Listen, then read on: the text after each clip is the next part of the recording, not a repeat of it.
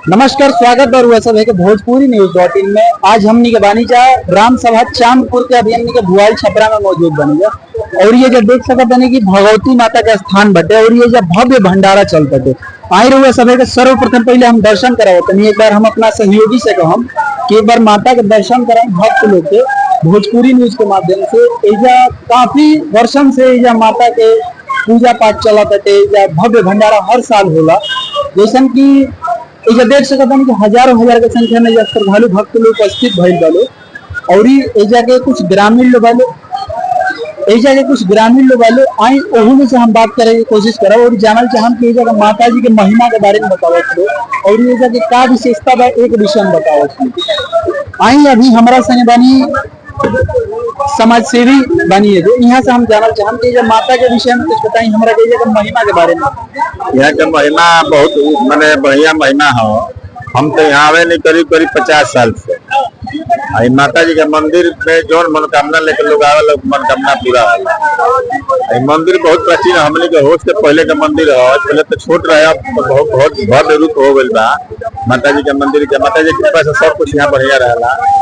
सब बहुत दूर दूर से लोग आवे ले जा प्रसाद पावत की। हर नवरात्रि के बाद यहाँ यज्ञ होला, दशहरा के बाद तो लेट हो गई बा बरखा से। जैसन की यहाँ के बताइनी है कि नवरात्रि के जस्ट बाद जो भंडारा होला, लेकिन एक बार के कुछ बारिश के कारण थोड़ा सा डिले हो गया। माता रानी का ये मंदिर काफी वर्षों पुराना है, जो हम लोग के जन्म से कई 100 वर्ष कहा जाए।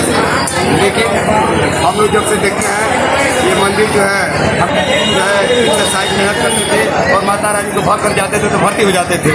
मंदिर आस्ते आस्ते फेमस हो गया और तमाम भक्तगण के भी हम लोग नवरात्र में हर दोनों नवरात्र में यहाँ पूजा पाठ करते हैं और माता जी का भंडारा करते हैं। यहाँ हजारों हजार की संख्या में जो है भक्तगण दान अनुदान भी देते हैं और जो लड़के भर्ती हैं वो भी चंदा यहाँ भेजते हैं। ये बहुत पुराना विख्यात मंदिर है कि मान्यता क्या है? यहाँ के मान्यता कि जो भी अपने मनोकामना आज तक मांगा है माँ भगवती ने किसी को खाली नहीं दिया है, किसी को खाली नहीं आज तक गया है। जो लोग भी माता रानी से अपनी मनोकामना कहे हैं सबका मनोकामना पूर्ण हुआ है।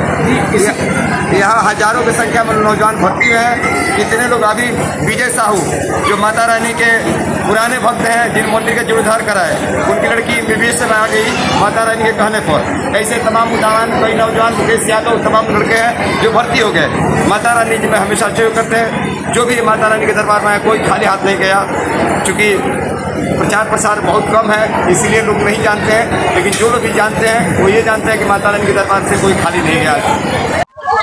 जैसन कि अभी यहाँ के बताइनी है कि एजा जितना श्रद्धालु भक्त लोग जैसे कि जौन भी लड़का भर्ती के तैयारी करे वाला और जे भी जौन भी माता से मांगेला ओकर मनोकामना पूर्ण होला। तो एजा भक्त लोग अपन सहयोग कर लो, माता के ही दिहल सब कुछ बटे, माता नहीं लगावेला लोग। आई गौरी एजा बानी यहाँ से हमने के बात कही चाहते हैं। माता के विषय में कुछ बताएं। माता ये हम अभी वर्तमान में चांदपुर भुआल छपरा चट्टी के पास बानी। ये काफी प्राचीन मंदिर है। ये माता रानी के यहाँ के क्षेत्र के आस्था के केंद्र है और माता रानी में बड़ा शक्ति बा। जे मन्नत मांगे को जरूर पूरा हो जाला। हर साल मतलब नवरात्रि के समय यहाँ एक भंडारा का आयोजन कल जाला जो साहू ब्रदर मनोज प्रधान के नेतृत्व में जी। और लगभग 10,000 के आसपास आदमी यहाँ हर साल खालन। चूँकि साल बारिश हो गई ये वजह से कार्यक्रम थोड़ा डिले हो गई बा। ये आस्था के केंद्र बा। जी देखनी है कि बताइनी है कि जब हर साल ही भंडारा होला, चूंकि नवरात्रि से कुछ दिन नवरात्रि के जस्ट बाद ही होला, लेकिन अभी थोड़ा सा विलम्ब हो गया।